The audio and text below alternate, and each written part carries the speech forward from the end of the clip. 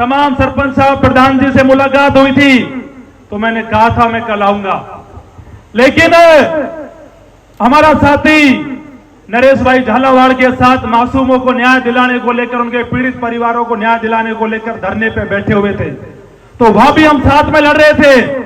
लेकिन उनको जब तबीयत खराब हुई तो सरकार ने जबरदस्ती अस्पताल में भर्ती करवा दिया।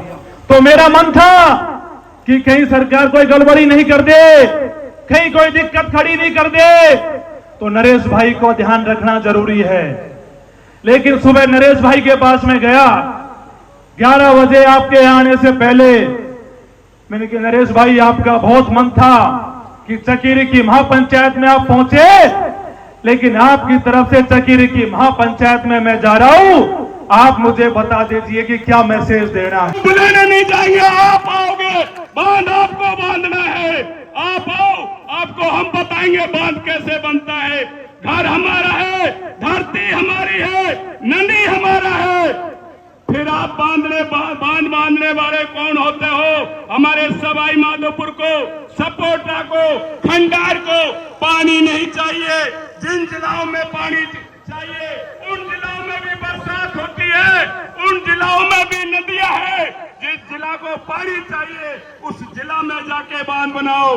हमको मार के, और तुम चाहते हो पानी ले जाएंगे और पानी पिएंगे, धन्ना सेठों की पूर्ति। नमस्कार दोस्तों, स्वागत है आप सभी का मेरे एक नए वीडियो में। और मेरे भाइयों, जैसा कि आप सभी को पता होगा कि आज है डूंगरी बांध विरोध में एक बहुत बड़ी महासभा है चकेरी के अंदर।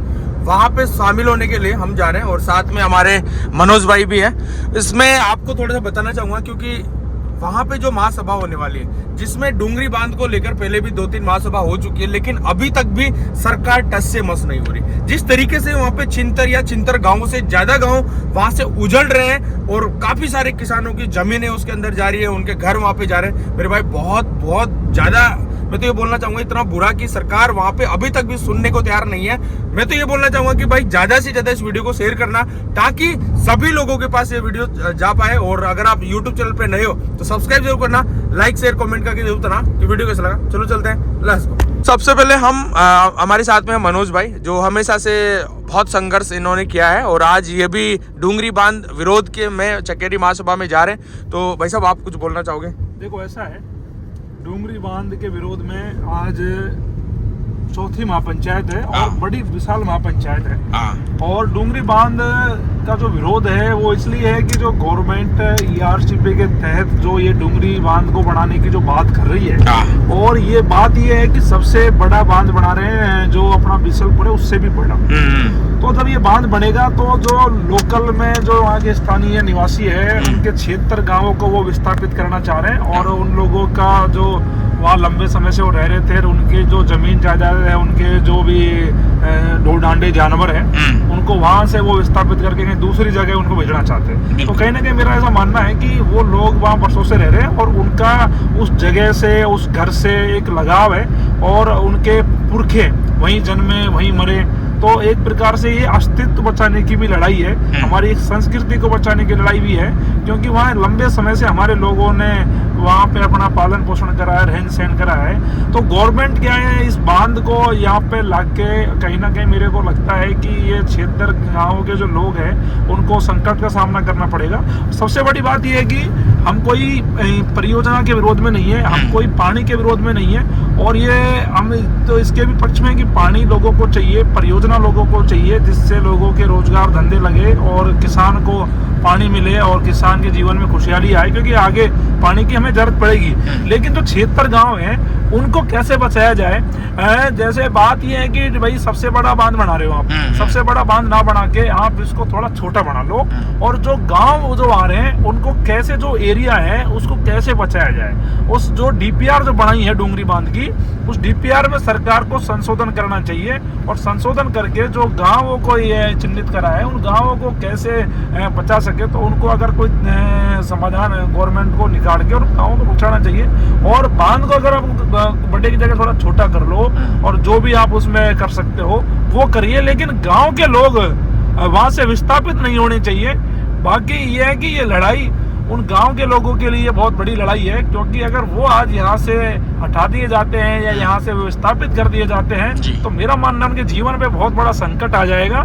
और इसीलिए इस लड़ाई के हम विरोध में है कि ये जो डोंगरी बांध को गवर्नमेंट बनाने की बात कर रही है, ये कहीं ना कहीं ग्रामीणों और किसानों को मारने का भी काम कर रहा है, क्योंकि उनको घर छोड़ने पड़ रहे हैं, उनकी जमीन छोड़नी पड़ रही है, उनके पुरखों की जमीन जायदाद से दूर जाना पड़ रहा है। तो कहीं ना कहीं इसी को लेकर आज बड़ी महापंचायत है चकेरी में, और चकेरी की महापंचायत में हम सब चाहते हैं कि गवर्नमेंट इस मामले पर संज्ञान ले और आगे आज की मीटिंग के बाद में हम तय कर लेंगे सब बैठ के, पूरी जो संघर्ष समिति है, कि आगे कहाँ आंदोलन करना है। और मेरा ऐसा मानना है कि आज की अंतिम मीटिंग के बाद में अब किसान भाई आंदोलन की राह पकड़ेंगे, और आंदोलन की राह बहुत तगड़ी पकड़ी जाएगी, मजबूती के साथ में इस लड़ाई को लड़ा जाएगा, और गवर्नमेंट को झुकना पड़ेगा, क्योंकि किसान आंदोलन हुआ तो किसानों ने गवर्नमेंट को झुका दिया था, और ये भी किसान ही है और अपने खेती बाड़ी करते हैं सारे लोग। तो कहीं ना कहीं मेरे को लगता है कि इसमें भजन लाल जी को इंटरफेयर करना चाहिए, और इसमें केंद्रीय सरकार नरेंद्र मोदी जी की सरकार को भी इसमें मिल बैठ के दोनों गवर्नमेंटों को बात करके इसका एक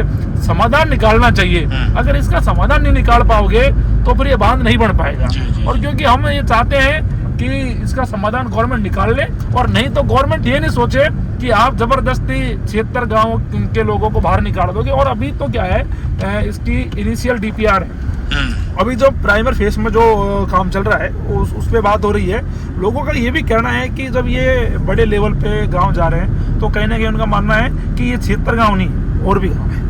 लोग कह रहे हैं कि 300 है, कोई कह रहा है कि 250 है। तो कहने के जो भी जितने भी गांव हो, एक तो गवर्नमेंट ही क्लियर करे कि कितने गांव जा रहे हैं, कितने नहीं जा रहे, सारी चीजें किसानों को बताएं, ठीक है। और गवर्नमेंट इस पे विचार करें और इस डोंगरी बांध को लेकर किसानों को बचाने का काम करें। और नहीं तो ऐसा होगा कि गवर्नमेंट को बहुत भीषण संघर्ष करना पड़ेगा, और हम इस मामले में ग्रामीणों के साथ हैं। अगर सरकार ग्रामीणों को निकालते हुए अगर इस मंशा के साथ में डोंगरी बांध बनाएगी तो वहाँ ग्रामीण एक ईंट तक नहीं लगने देंगे, काम तक नहीं होने देंगे। गवर्नमेंट की ये योजना फिर रुक जाएगी और फिर गवर्नमेंट कुछ नहीं कर पाएगी, क्योंकि किसानों के आगे, जनता के आगे सारी सरकारें झुकती है, मेरा ऐसा मानना है। तो कहीं ना कहीं ये लड़ाई एक बड़ी लड़ाई है और अस्तित्व को बचाने की लड़ाई है, और इस लड़ाई को पूरी ताकत और मजबूती से लड़ेंगे। आज पूरी ताकत से, मजबूती से अपनी बात है। बहुत बहुत धन्यवाद। तो दोस्तों, अभी कैसा क्या वहाँ पे होने वाला है, कैसा माहौल होता है डोंगरी बांध को लेकर, कितने क्या वहाँ पे लोग होते हैं, कि वो सारी चीज इस वीडियो में देखने को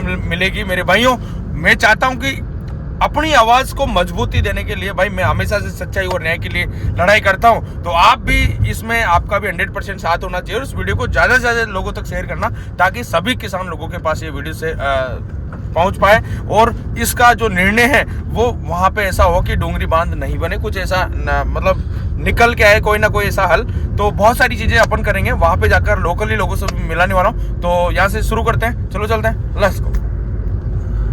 सरकार की कुर्सी के पैर काट दो, इंतजार मत करो, कफन बांध लो सिर पर, और अपने बेटे, अपने पति और अपने भाई और अपने माँ के आगे खड़ी हो जाओ।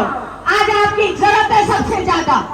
और अगर मैं बताती हूँ, हर गांव से, प्रत्येक घर से अगर महिला खड़ी हो गई, एक मात्र एक ज्यादा नहीं, तो आपको सफल होने से कोई नहीं बचा सकता। ये मैं दावा करती हूँ इस मंच के माध्यम से, मेरी बहनों से मैं कहना चाहती हूँ, और यह मंच की जो कमेटी बनी है उससे भी कहना चाहती हूँ कि मंच पे महिलाओं को साथ में लेकर चले। और मैं इन पुरुषों से भी कहना चाहती हूँ कि महिलाओं को साथ में अपने घर से निकाल के यहाँ तक लाएं, और जिस दिन आप लाना सीख गए उसी दिन आप सफल हो जाओगे। मेरी माता, दूसरे फेरे पड़ जाएंगे, लेकिन अपने आदमी से पहले अपने प्राण त्याग देना, लेकिन पुरुषों पे आंच मत आने देना। और जिस दिन आपने ये ठान लिया कि गांव में कोई दूसरा व्यक्ति अगर सर्वे करने आया, किसी तरह के आए, उस दिन लठ लेके उस पर खड़ी हो जाना। आपको किसी आदिवासी बहनों को, सब समाज की बहनों को कहना चाहती हूँ कि आपको किसी ट्रेनिंग की जरूरत नहीं है। हम आदिवासी ऑलरेडी ट्रेन किए हैं। सरकार बंदूक चलाना जानती है तो हम तीर कमान चलाना जानते हैं। हम गोपी से चिरौरू भगाते हैं खेतों में, हमें चलाना आता है। सरकार डंडा चलाती है तो हमें तो भाले भी आते हैं चलाना, हम किसी से पीछे थोड़ी ना। तो मेरी बहनों, कमर कस लो और हो जाओ तैयार। इस सरकार की धज्जियां उठाने के लिए। हमारा साथ दिया, उसके लिए मैं आपको बारंबार बहुत बहुत धन्यवाद देता हूं। आप सभी को इस आंदोलन के आज जो आकर के कार्यकर्ता, उनका एक बार स्वागत करके तालियां बजाएं और स्वागत करें। माननीय, आ जाइए सब, आइए, स्वागत आपका, आइए सब। हिम्मत नहीं करने देंगे।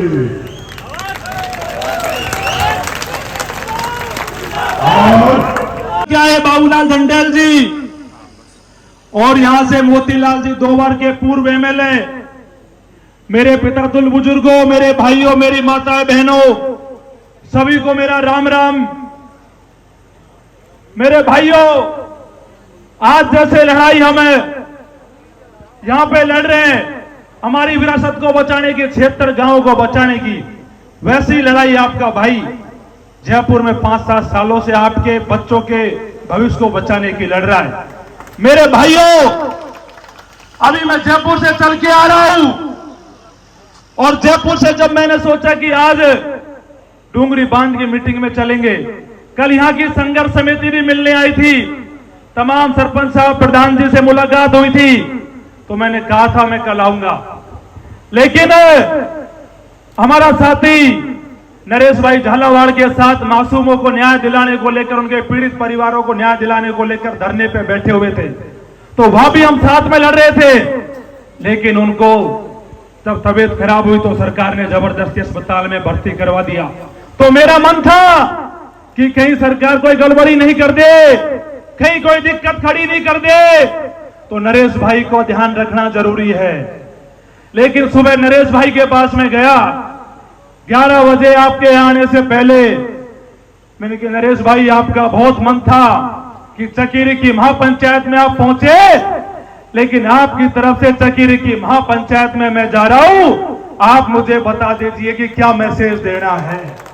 मेरे भाइयों, आज उनका सत्याग्रह का आंदोलन का 10वां दिन है, और जब मैंने उनसे कहा कि क्या कहना है, तो नरेश भाई ने कहा कि तबीयत तो खराब हो रही है, आज पूरे दिन सुबह से नींद आ रही है, लेकिन आंदोलन अनशन तो मेरा चलेगा, और चकीरी के साथियों से, डूंगरी बांध के साथियों से जाके कहना कि नरेश मीणा पूरी मजबूती से आपके साथ में खड़ा है, इस लड़ाई में कंधे से कंधा मिलाकर खड़ा है। मेरे भाइयों, कल जब तमाम साथी मिले थे तो हनुमान बेनीवाल जी से भी हमने मुलाकात करवाई थी।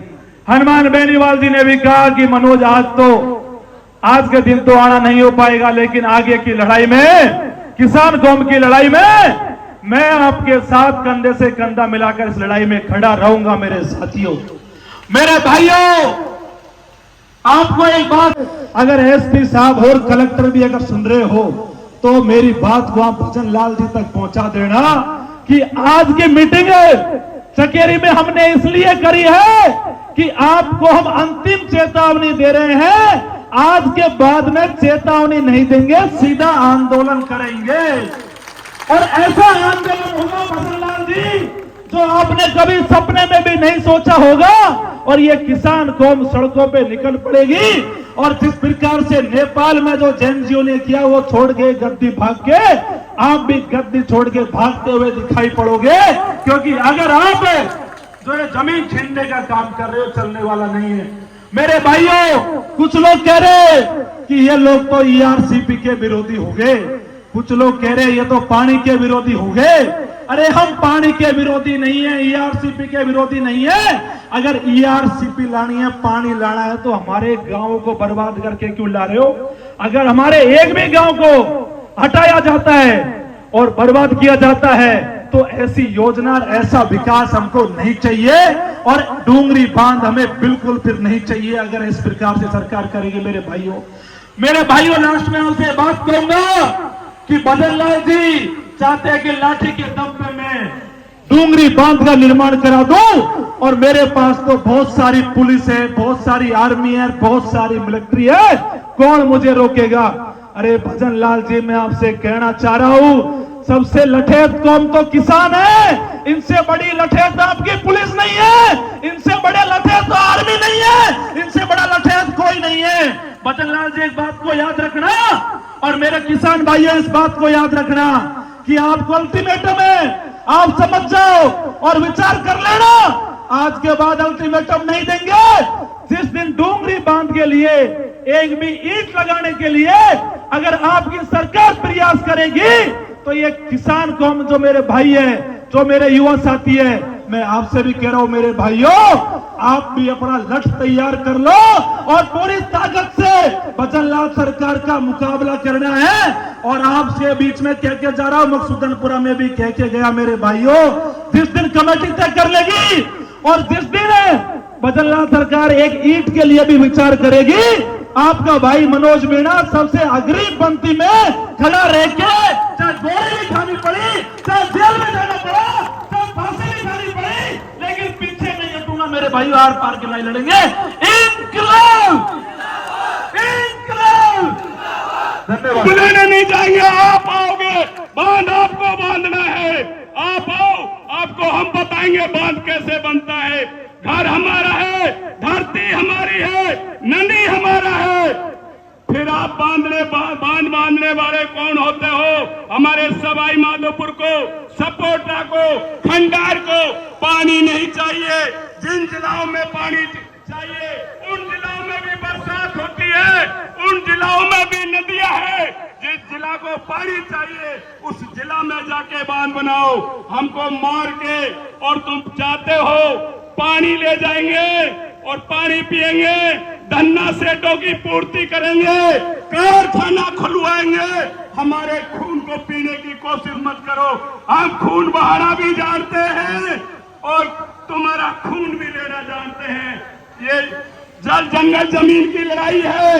पूरे 76 गांव में ये 300 गांव है। इस सरदा को देख लो, पहले उजाड़ दिया, 39 गांवों की ओर वैकेंसी निकल गई है। 108 गांव करौली धौलपुर से निकाल रहे हैं, 265 गांव अपने दौसा से निकाल रहे हैं, 39 गांव अलवर से निकाल रहे हैं। पूर्वी राजस्थान का नामो निशान मिटाना चाहते हैं। आपको सबको लठ लेके खड़े हो जाओ, केस मुकदमे लगाओ, हमारा नाम लिखवा दो, जेल में डाल दो। अरे हमारी औलाद कहेगी हमारे बाप दादा कैसे थे, हमारी जमीन जायदाद को छोड़ कर निकल गए, हमें मर जाएंगे, मिट जाएंगे, लेकिन धरती माता को छोड़ कर निकलेंगे। ये हमारे पूर्वजों की है, हमें कोई दान दक्षिणा में नहीं मिली है। सभी भाई ऊंचा हाथ करके को, यहाँ पर लड़ना चाहते हो तो ऊंचा हाथ करके को, हम लड़ने को तैयार है। मैं आपको विश्वास दिलाता हूँ, कोई सरकार नहीं, हमसे बढ़ के सरकार हमें, ये प्रजातंत्र है, ये विदेशी प्रजा का गला घोटने के लिए धरती पाए हैं। जय हिंद, जय भारत। बहुत बहुत धन्यवाद फौजी सर।